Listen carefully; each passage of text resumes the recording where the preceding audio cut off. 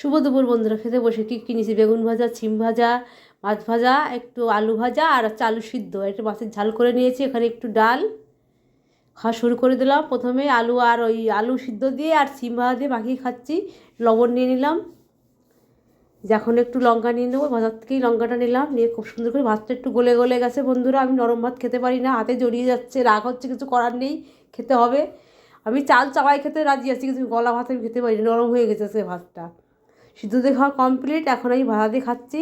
একটু মাছ ভাজাও নিয়ে নিলাম সাথে, ভাজা দেওয়া প্রায় কমপ্লিট। এখন আমি নিয়ে নেবো মাছের ঝাল। ডালটা আমি খাইনি, ডালটা আপনাদের দেখাইছি কিন্তু আমি খাইনি। মাছের ঝালটা বন্ধুরা খুব সুন্দর হয়েছে।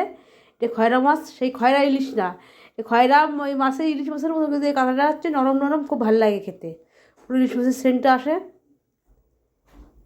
এই যে খাচ্ছি, মাছটা একটু ভেঙে নিলাম বন্ধুরা, দেখো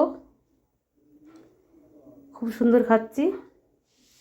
তরকারি দিয়ে খাওয়া শেষ করলাম বন্ধুরা। ভিডিওটি যদি ভালো লাগে অবশ্যই পাশে থেকো, তাতে নতুন নতুন রান্নার রেসিপি